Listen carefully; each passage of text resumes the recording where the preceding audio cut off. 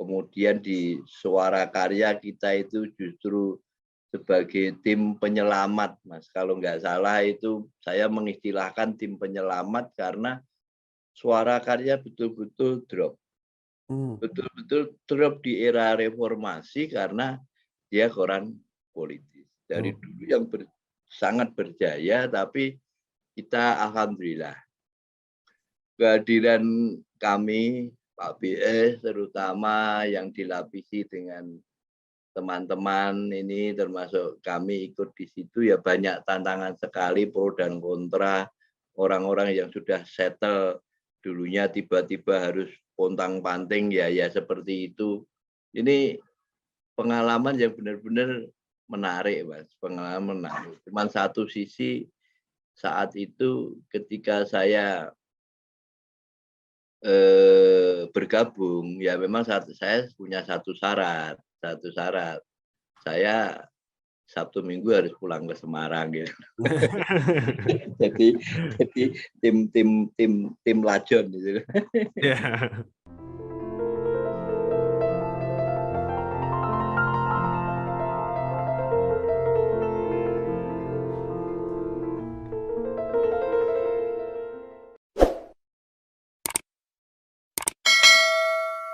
Bu, pinjam mobil.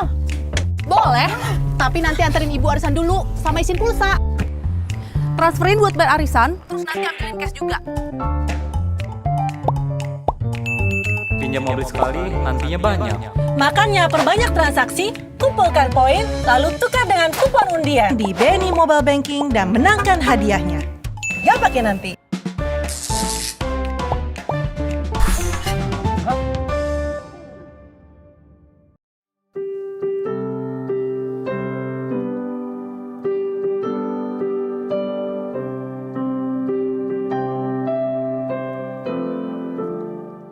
Assalamualaikum warahmatullahi wabarakatuh. Kembali lagi bersama saya Bambang YR Sadono di channel Bangsa TV, di mana di channel ini kami mencatat prestasi, mendorong kreasi, dan membangun motivasi. Pada sesi ini lagi-lagi kita akan membahas mengenai Bapak Bambang Sadono, di mana pada hari ini kita kedatangan tamu yang sangat spesial, yaitu Bapak Wahyudi HR SE ya Pak? Ya. Iya, jadi Pak Wahyudi sendiri merupakan wartawan senior di mana Bapak pernah menjadi sekretaris PWI Jawa Tengah. Apakah itu benar, Pak? Betul sekali, Mas. Ya. Iya, jadi pada hari ini seperti yang saya bilang tadi kita akan membahas mengenai Bapak Bambang ya dan gimana periode sebelumnya lebih ke sejarah kehidupan Pak Bambang seperti itu Pak Wahyudi. Jadi mungkin ini langsung aja Pak.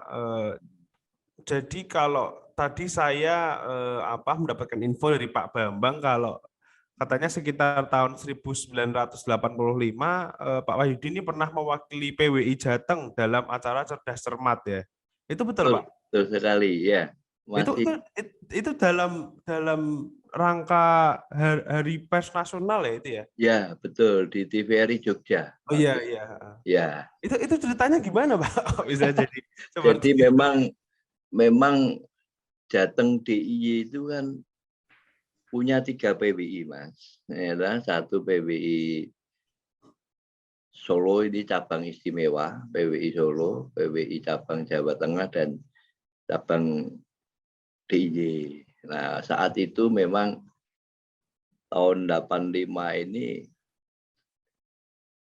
acara Cerdas Cermat itu di berbagai elemen masyarakat itu booming memang. Nah, alangkah kok enggak bagus kalau PWI wartawan yang punya juga tidak ikut berpartisipasi ya, panitia. Jadi saya sendiri tidak tahu persis kenapa muncul ide itu dari mana, yang pasti bahwa saat itu kami masih muda-mudanya. Mungkin Pak Bambang juga baru pengantin baru kali ya, mungkin sekitar itu mungkin ya. Sampean belum ada itu. Saya aja juga baru persiapan. Jadi masih semangat-semangatnya dan ketika Cerdas Cermat ya yang namanya cuma bertiga ya, 3 cabang. kalau nggak salah Jawa Tengah nomor 2 itu kalau nggak salah. Ya DIY karena tuan rumah itu ya, pemenang. Kalau nggak salah seperti itu, nggak tahu nanti Pak Bambang seperti apa itu. Ya, ingat sekali saya. Tapi kok yang maju Pak Wahyudi itu gimana? jadi lucu, Mas. Lucunya kita ini dulu kan di Semarang itu kan ada 3 media besar. Nah, Pak Bambang mewakili Suara Merdeka. Saya kebetulan masih di Harian Kartika waktu itu. Oh iya. Harian Kartika Semarang dan Wawasan masih baru itu kalau nggak salah saat itu Widi ya, Om Widi Hartono yang ikut. Jadi kita bertiga. Jadi ya tim dadaan dan wartawan itu kan disiapkan untuk general, Mas. Pengetahuannya kan harus general sehingga harus bisa menguasai semuanya walaupun ada spesialisasi khusus. Misalnya Pak Bambang di bidang hukum dan sastra kalau nggak salah waktu itu. Kalau saya memang dari awal ekonomi, Mas, ekonomi dan sosial. Jadi sama-sama saling mengisi gitu aja. Persiapan nggak ada, tanya jawab apa ya kita nggak tahu, jadi sama saja gitu loh. Dan ya sahur manuk, bahasanya dulu tuh sahur manuk kalau jawab itu jadi rame. Nggak di skenario sahur manuk itu. Wah, kita bawa rombongan sendiri-sendiri juga saat itu. Ya. Nah itu berarti memang awal bertemu Pak Bambangnya di situ atau di mana Pak? Ya kalau di awal-awal sudah say hello ya Mas ya, say hello. Tapi intens memang di situ. Pak Bambang kalau nggak salah dulu, coba nanti ditanya. Dulu Pak Bambang pakainya Suzuki, ya, Suzuki motor Suzuki itu sama saya. Saya juga. Iya, saya masih ingat betul pakai Suzuki A9 kalau nggak salah. Itu yang anunya kecil lancip itu loh. Waktu itu seingat saya seperti itu. Jadi kita cuman sering ketemu di lapangan tapi belum intens sekali. Tapi saya sendiri melihat Pak Bambang memang sudah kelihatan bahwa beliau ini pribadi yang cukup menarik dan pandai bergaul gitu loh Mas. Jadi dari semua kalangan.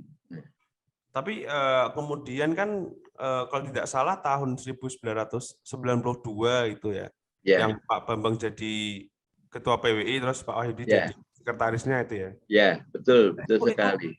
Itu ada yang itu nggak Pak? Maksudnya prosesnya bagaimana itu? Apakah Pak Bambang minta bantuan atau menurut saya disitulah sebenarnya awal dari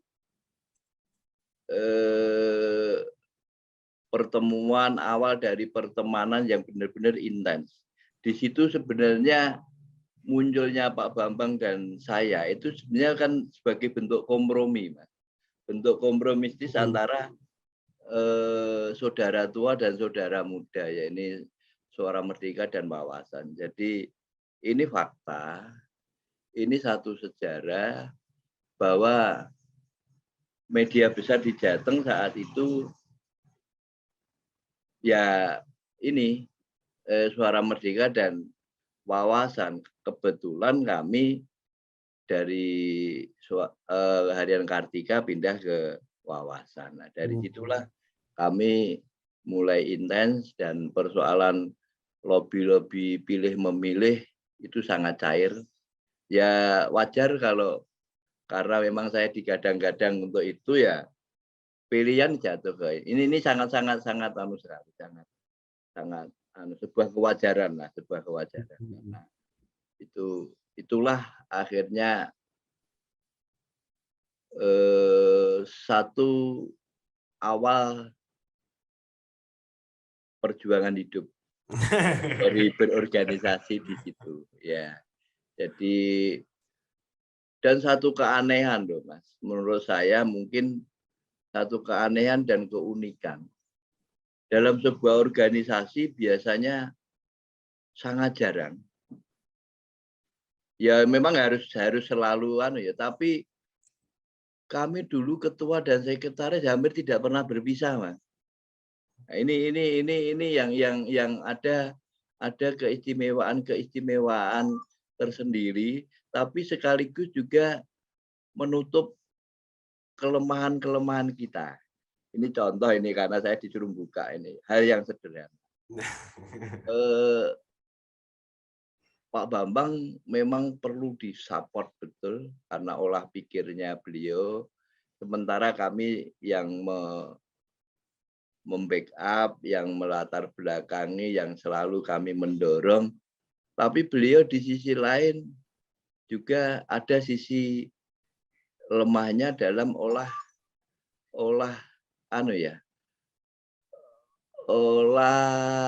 kreasi, olah ketenagaan, olah kepiawaian dalam bidang yang lain. Contoh sederhana.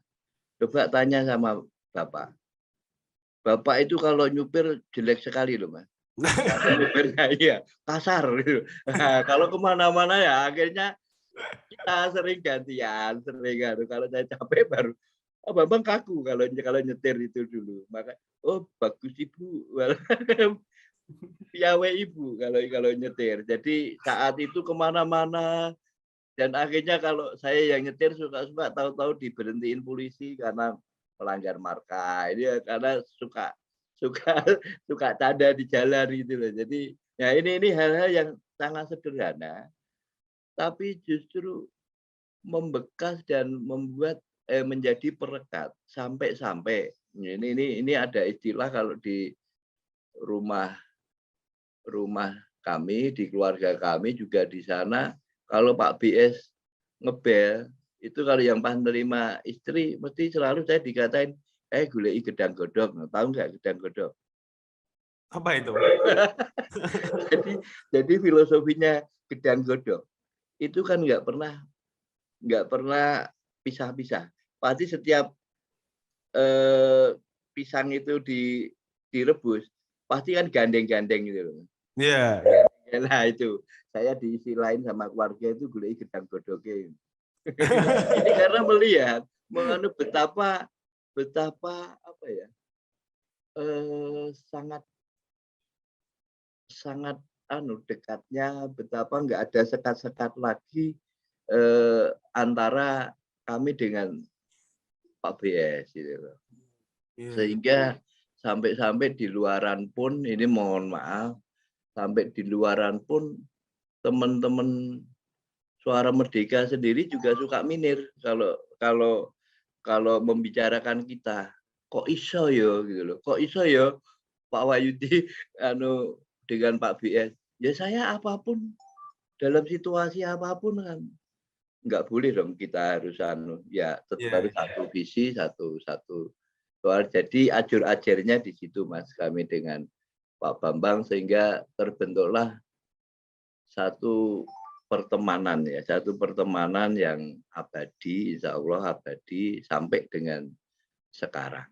Jadi kalau ada apa-apa ya adanya saya ya sama ya, nggak ada saya Pak enggak ya. Bagaimana supaya untuk menuju ke satu tempat tapi ya tetap harus pakai liku-liku tapi intinya satu gitu aja. Ya.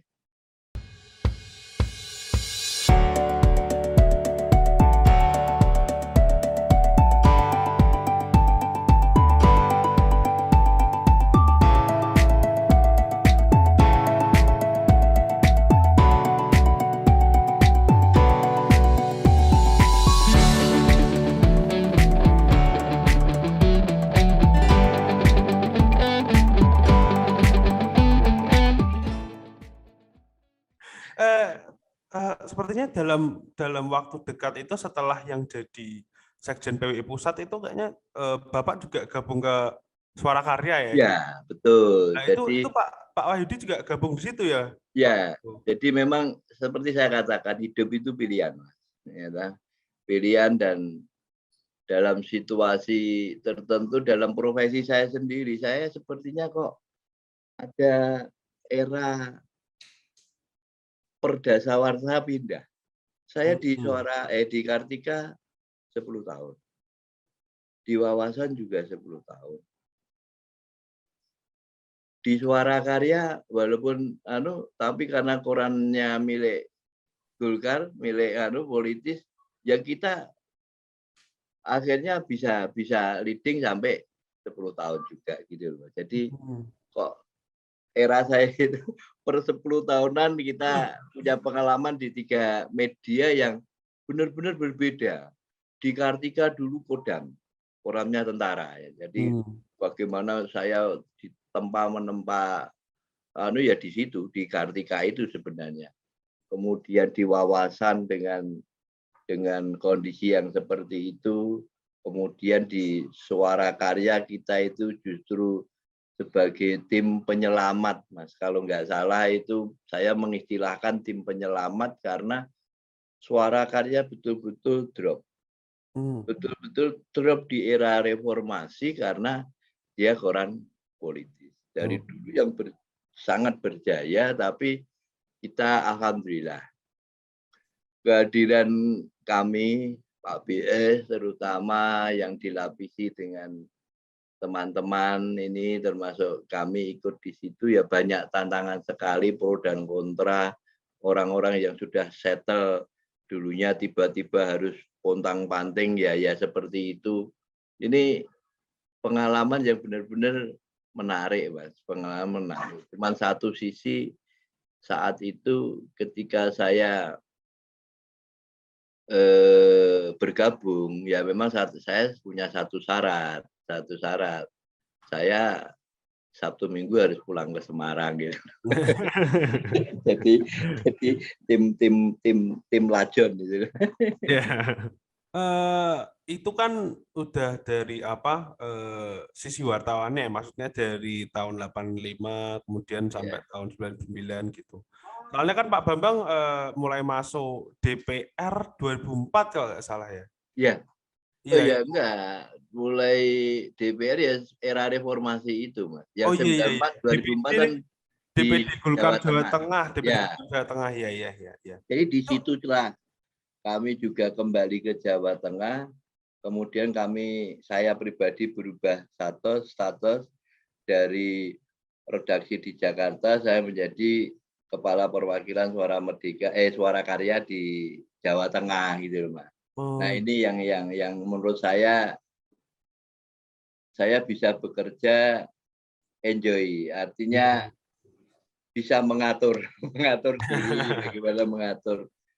Nah, itu jadi ya kondisinya seperti itu.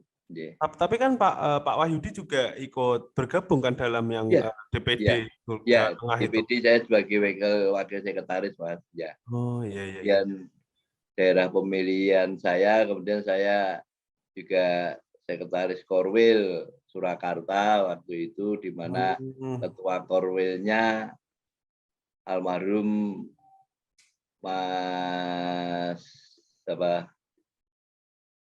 Suara Merdeka Mas Heri Afandi. Kami ternyata teamwork-nya tidak cuma dari media tapi ke organisasi politik pun juga ada grup-grup kecil ya dari tim media aja, Pak Bambang Sadono gitu. Pada saat itu situasinya gimana, Pak? Maksudnya pada saat Pak Bambang DPD Golkar Jateng itu? Ini Mas, ini fenomenanya yang sangat menarik. Saya menjadi pengurus DPD Golkar sewaktu Pak Hasbi saya sudah di sana, sudah di. Tapi memang benar-benar situasi saat itu Golkar juga dalam posisi down ya, Mas ya, posisi setelah era reformasi walau sempat jadi juara, tapi setelah itu kan juga banyak sekali, dan yang perlu kita tahu Jawa Tengah itu basisnya kaum nasionalis. Nasionalis di sini merah itu loh. Kuning tetap juga ada. Disitulah sebenarnya kalau seorang pengurus partai, saya bukan karena unsur kedekatan saya dekat dengan Pak Bambang Sadono, tapi tipikal bagaimana seorang ketua partai untuk mengelola, untuk menyemai kader-kader, melakukan pendekatan-pendekatan ya seperti pola Pak Bambang Sadono itu. Tiada hari tanpa turun lapangan, dan alhamdulillah itu saat itu dilakukan, dan Pak Bambang sebagai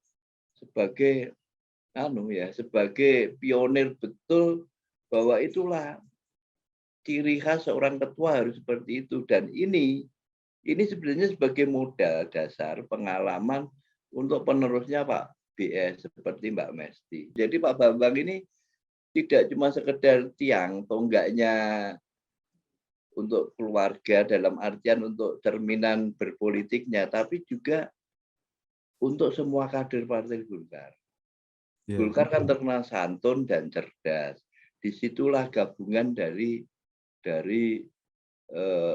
berpolitik yang baik seperti yang dilakukan oleh Pak Bambang. Saya ingat betul pertama kita ngadain wayangan di Magelang, terus dengan pendekatan budaya beliau merawat dari kelompok tanda kutip senimannya, kesenimanannya, terus di sisi lain jalur politiknya juga kena, luar biasa itu.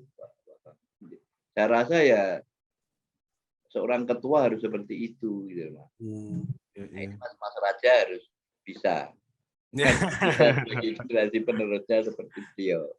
Iya, mungkin makanya itu ini saya juga wawancara biar lebih tahu lah, maksudnya dapat belajar juga dari perjalanan hidup Bapak seperti itu. Kemudian ini kan Bapak kan tahun 2008 apa ya nyalon gubernur? Iya. Terus kemudian tahun 2009 kan nggak jadi, terus tahun 2009-nya jadi wakil ketua DPRD Jateng. Gitu. Nah itu Pak Wahyudi waktu itu jadi apa Pak itu? Saya kebetulan menjadi staf wali, termasuk yang karena kok juga nggak tahu ya kalau itu ada skenario tertentu dari atas, itu kami kemudian berada intens di Komisi E. Ada hal yang sangat menarik di situ menurut saya dan monumental. Ada dua hal bagi saya pribadi. Satu, saya bisa mewujudkan impian, walaupun Mas Raja perlu mencatat ya. Walaupun kami tidak pernah menggunakan dana APBD. Tapi impian kita karena banyak teman, kami bisa mewujudkan sebuah pengabdian kepada daerah berupa perpustakaan umum. Saya kebetulan dilarikan dari Boyolali, kebetulan kota pendidikan di Simo. Kami mendirikan sebuah perpustakaan yang waktu itu namanya juga PBS, perpustakaan itu, gitu. Terus kemudian yang justru lebih yang lebih mengakar dan lebih ada hasil, ada nilai sejarahnya, yakni ketika kita membentuk ini Mas, Perda sebagai provinsi vokasi. Berbasis pendidikan berbasis vokasi itu zamannya Pak BS, era kita.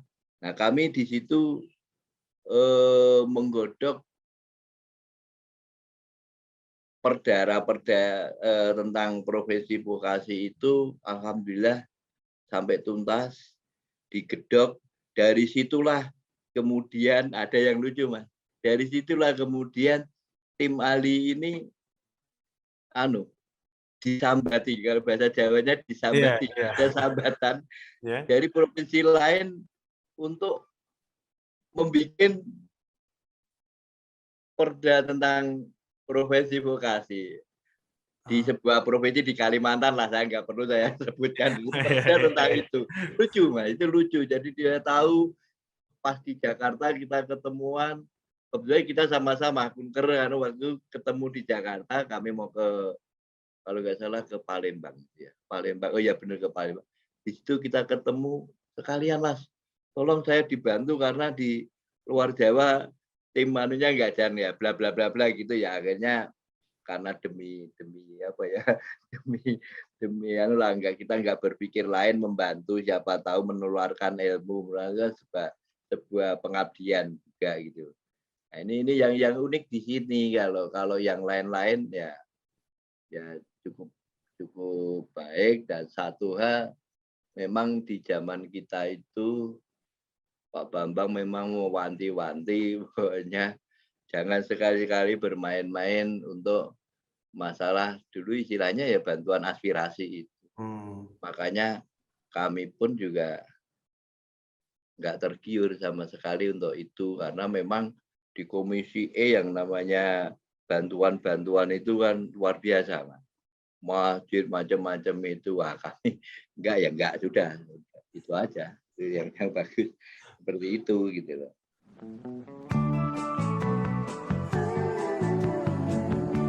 Soal KPR dan punya rumah, dari dulu cuma ada satu nama, satu bank yang megang banget.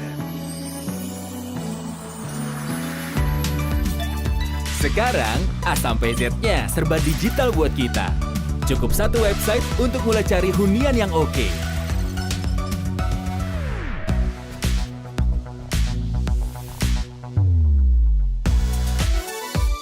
Lagi sesibuk apapun, cukup satu fitur ngajuin KPR online.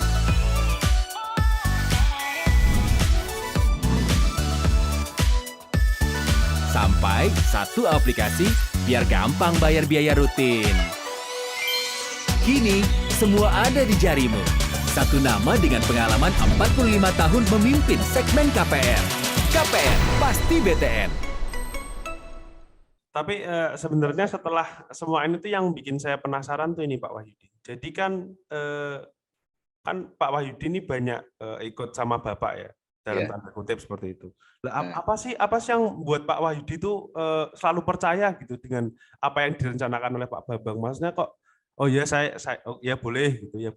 Apa yang membuat Pak Wahyudi percaya terus dengan Pak Bambang selama ini? Saya yang namanya apa ya, filosofi kami memang pertemanan itu di atas segalanya, Mas. Ya lah. Jadi nilai-nilai pertemanan ini kalau sudah mendarah daging, yang seperti saya katakan tadi, di keluarga kami sampai ada istilah gulai gedang godhong. Yeah. Ini seperti satu hal yang memang anu ya, bukan berarti kami ya tergantung sih, ada ketergantungan, tapi juga enggak mengalami satu ketergantungan saya harus bergantung kepada Pak BS terus, juga enggak. Nah, ini yang bisa kita sama-sama bisa berjalan, tapi dalam satu sisi sesuai dengan rule kita masing-masing. Apapun juga yang namanya Pak Bambang, ketika saya tawarin untuk Pak, ayo Pak, ini ada kerja, ada satu kegiatan, Pak Bambang selalu menolak. Harus Pak Wahyudi, dunia saya adalah dunia ini. Pak Wahyudi memang background-nya untuk ekonomi produktif, ekonomi langsung yang seperti itu, silahkan. Ya, apa saya mau memaksa beliau terus untuk mengikuti ini kan juga nggak mungkin. Sama saja beliau juga tidak bisa mengekang saya untuk, oh ini Mbok kamu selalu ikut saya untuk urusan yang ini. Enggak, Mas. Jadi kita saling ada rasa saling menghormati atas privasi kita masing-masing, dan yang pasti bahwa kita mampu untuk menampilkan kondisi dan menutupi apa yang ada kelemahan dari kita masing-masing di depan publish. Ini satu kunci ya, satu kunci. Nggak mungkin rasanya kami menjadi orang-orang munafik, orang-orang yang mau menikam dari belakang, kan nggak mungkin. Ini di keluarga kita rasanya kok tidak pernah diajarkan hal-hal yang seperti itu. Jadi itu satu pelajaran yang sangat berharga, sehingga apapun kalau saya pribadi bisa untuk melakoni, untuk mengikuti, ya akan kami ikuti, akan kami wujudkan. Tapi kalau nggak bisa, ya mungkin Pak Bambang juga sudah tahu takarannya. Oh, Pak Wahyudi nggak mau di sini. Jadi mungkin sama-sama saling saling menghormati. Nggih. Berarti rasa pertemanan itu ya, maksudnya, dan saling ada rasa pengertian bahwa ada batas-batas tertentu gitu, walaupun ada kepercayaannya seperti itu ya, Pak. Iya. Betul, Mas. Kemudian ini kan Bapak sudah akan menjelang usia 65 tahun nih, Pak. Iya. Ya, jadi selama ini apa sih kesan yang didapatkan dari Pak Bambang setelah bertahun-tahun bersama ini? Pak Bambang selalu bisa menempatkan dirinya pada situasi-situasi tertentu.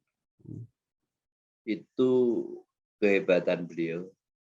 Beliau bisa menyesuaikan, dan beliau benar-benar juga memegang filosofi seorang Jawa Tulen. Ya. Ini yang kita semua tahu.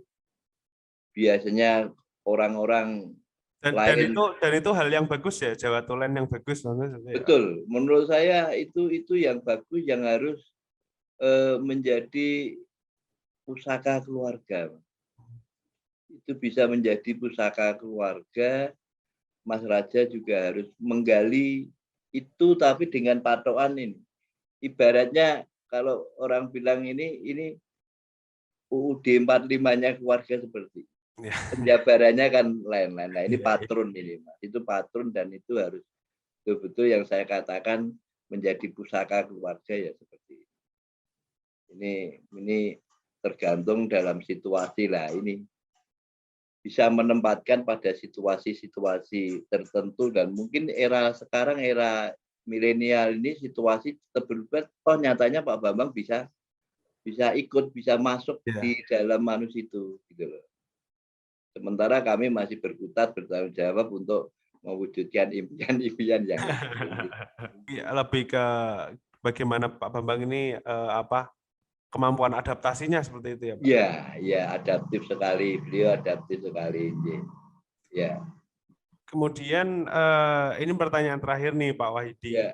Jadi seperti yang kita tahu kan Pak Bambang sekarang sudah masuk ke media sosial, kanal YouTube seperti itu.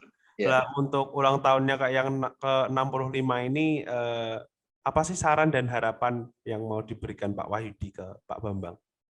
Monggo. Saran dan harapan saya, ya Pak Bambang harus lebih mengoptimalkan lagi nilai pertemanan. Perkawanan itulah menjadi modal. Apalagi Pak Bambang skalanya sudah nasional. Ya. Ini tinggal dioptimalkan saja, Mas, menurut saya. Saya melihat ya namanya sebuah perjalanan ini sudah bagus, dan tinggal Mas Raja bagaimana mendorong Bapak, kemudian Mas Raja sebagai eksekutornya, Bapak juga sebagai inisiator. Kalau eksekutornya nanti lemah, ya nggak boleh sakit hati kalau Bapak ngomong yang keras, yang nanti anak itu bagian dari seninya Bapak ya seperti itu. Nah, termasuk orang yang bisa menerjemahkan, saya itu termasuk rodo iso, agak bisa menerjemahkan apa yang dimaui Pak BS. Sementara kawan-kawan yang lain mungkin dianggap Pak Bambang kaku. Ya memang orang melihatnya seperti itu, tapi bagi saya enggak. Ya ini bagaimana kita nganukan itulah. Ini kuncinya, Mas Raja harus bisa benar-benar menerjemahkan. Itu tentunya dalam dimensi kepribadian Mas Raja sendiri, tapi saya ingatkan itulah pusakanya keluarga. Mas Raja harus betul-betul bisa mewarisi itu. Jadi mungkin ini juga moga-moga jadi bermanfaat juga buat para penonton di rumah ini. Pastinya saya merasakan manfaatnya juga, ini mendapatkan nilai-nilai baru dari Pak Wahyudi, kemudian juga dapat belajar banyak dari sejarah kehidupan Bapak selama ini dan pertemanan-pertemanan yang dihasilkan seperti itu, Pak. Sekali lagi terima kasih Pak Wahidi sudah menyempatkan waktunya ini untuk cerita-cerita tentang Bapak. Semoga nanti bisa bertemu secara langsung ya. Jadi dengan Bapak juga, jadi nanti bisa lebih banyak cerita-cerita mengenai kehidupan di masa lalu seperti itu, Pak. Sekian dari saya. Mohon maaf apabila ada kata-kata yang kurang mengenakan atau yang saya salah ucapkan seperti itu, Pak Wahidi. Wassalamualaikum warahmatullahi wabarakatuh. Saya Bambang Y.R. Sadono. Tetap di channel Bangsa TV.